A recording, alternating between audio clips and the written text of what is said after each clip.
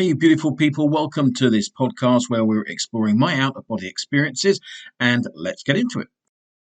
The thing that really led me to just spend a lifetime exploring who I am and how this place operates and how the law of attraction works, how consciousness works. Okay, beautiful people, welcome to this video. So today we're going to talk about three. So let's have a chat about that. We're going to also have a talk about the psychic inner senses and give you a little exercise so that you can begin to really enhance your psychic experiences and maybe lead to an out-of-body experience. So let's get into that now.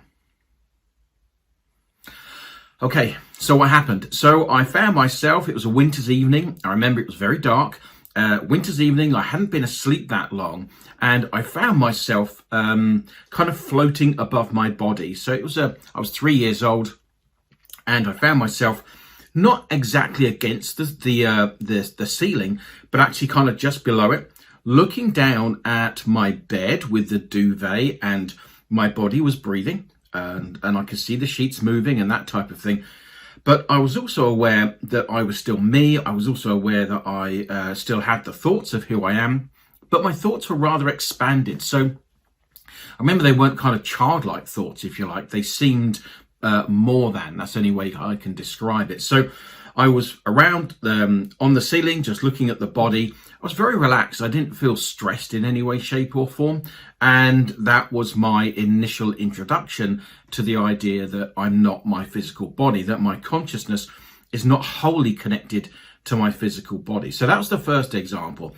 Now, after that, very shortly after that, I think what happened is my inner senses kind of got enhanced, if you like, and I had lots of spiritual experiences in waking life. So I remember again being in my room later in the evening, and I felt my awareness expand. So the only way I can think of it is that imagine that your awareness of your body, instead of being here, goes out and up. And so I was really consciously aware that my awareness was larger than the house that I was in. It also extended well outside the room, and that actually my awareness wasn't connected to my body in the same way. I wasn't out of body, it wasn't an out of body experience, but it's kind of like my inner senses or my psychic senses were expanding, kind of, expressing themselves out, and my awareness kind of followed them.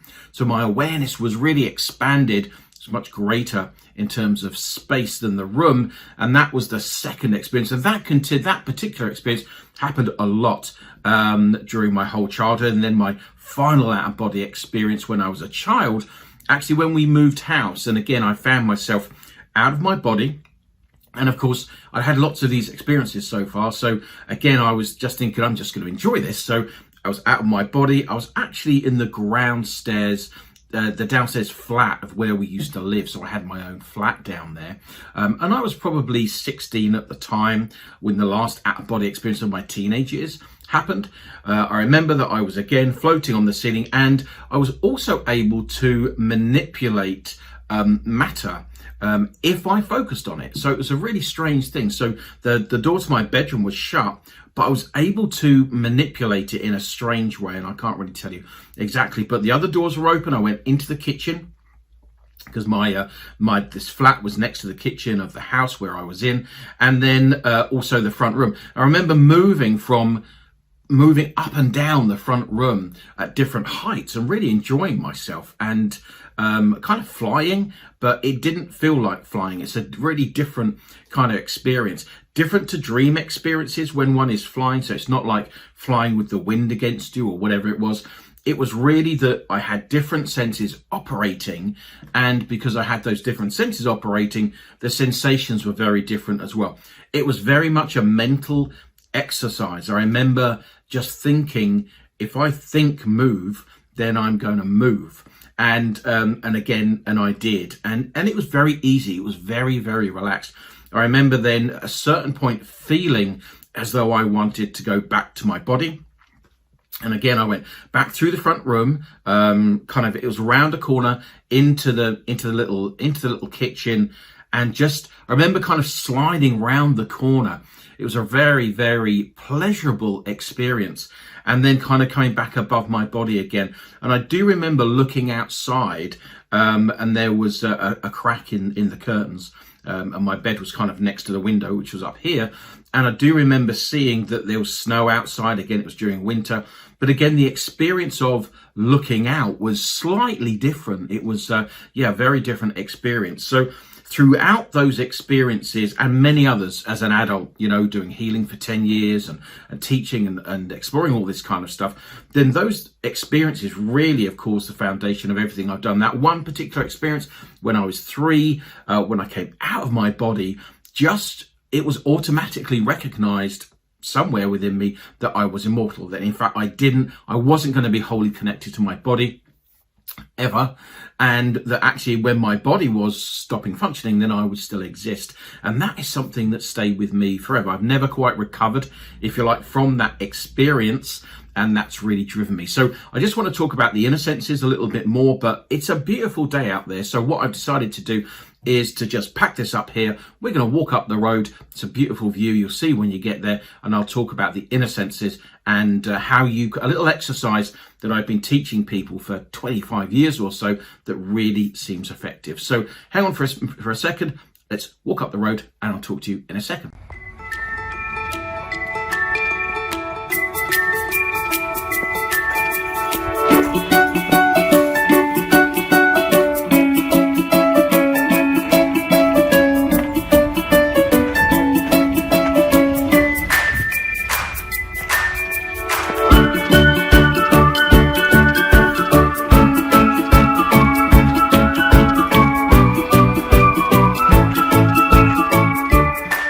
Okay, here we are. Let's take these off. Beautiful, really sunny day. So what these inner senses and why they're important. So the most important thing to realize is that this isn't a physical place. That's the first thing. And the way to experience it, if you're a scientist as non-physical, it's to get a microscope and kind of look into it, isn't it? It's to kind of look at the atoms and the molecules. And quantum physics has shown us time and time again, there's mostly space here. There's not really anything solid in any way, shape or form. But when you're in a physical body, it's really quite difficult to have that experience. So a quantum physicist exploring all these things would say, hey, there are multiple realities, that matter cannot be destroyed. So therefore, if we're energy and energy can't be destroyed, then we can't be destroyed, then we're immortal. All those arguments come when you can experience this place as a non-physical state of consciousness. So the best way to do that is to have a think about your senses. So the reason that this place looks so solid is because you've got 5 senses. Yeah, it makes this place look beautiful. I mean, look at that, absolutely lovely.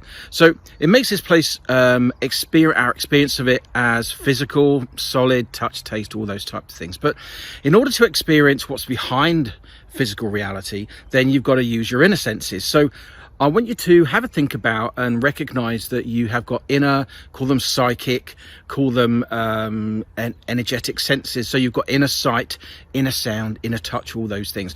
And when you come out of your physical body, they're the ones that you're using. They're the ones that are creating your experience. Right now, your 5 senses are creating this experience. Like the only reason I think I'm on a hillside or down in a hillside here, and that there's all this beautiful space and trees and colors and that, it's because my 5 senses are telling me it's true. When I'm out of my body and when I'm in a different state of consciousness, I could experience the same reality, but I'd experience it in a very different way. So reality, how you experience it, whether you call it physical or spiritual, is dependent upon your senses. And so all you need to do, a few tips, is when you go to sleep, ask yourself to begin to unlock those inner senses, to begin to kind of awaken those inner senses, and then see what happens. Do that for a couple of weeks. What you want to do then is have a think about, okay, how can I experience this reality slightly differently? Sit in, not meditation, you don't have to sit with your legs crossed or anything, but just sit, relax, and ask yourself to give yourself that experience. And again, imagine that your inner senses are being turned up and that your outer senses, the ones that create this place, are being turned down. Okay, so kind of nice hypnotic technique there. So just imagine that your inner senses are being turned up nice and bright and your outer senses are being turned down. Again, do that consistently and you'll begin to have some very different experiences. of this place. And the upshot of that, of course, is you'll realize that, this isn't a physical place in the way we think of it. That will really challenge your ideas about what is physical and what is spiritual, and how that's affect. We know that our beliefs, our desires and expectations, our energy doesn't end kind of here, it goes out into reality. And that's where the idea of the law of attraction comes from. So lots of information to explore, but just try that. And my own experience really, I still have to do all these things. I still have to earn money. I have children, I have a body and all that kind of stuff, but I am vastly aware that this is a non-physical place. And the beauty of being aware of that, having those out-of-body experiences, is I'm also aware that I'm immortal, that my consciousness is not limited just to what people see is going on in my head. It's actually can be separated, and I exist outside of my body. And so when I die and my body then stops working, I will still exist, and that obviously changes your life as well. So that's why I'm driven. That's why I'm interested in all this kind of stuff. It's not because I came across it kind of by accident. It started from a very young age, and I kind of almost feel as though I don't really have a choice. As you might feel, you might not have a choice to do this. I don't have a choice. Every day is affected, every moment is affected by this experience that I had as a young child, and all of the experiences after that. So that's it. So if you like this video and you want more information about how you can learn to create your own reality, how it works, the nature of time, all those types of things, then click the subscribe and hit the bell, and any comments, I'll have a look at them below. That's it. Take care. All the best. Just enjoy that scene for a second, and then we'll call it a day. That's it. All the best. Take care.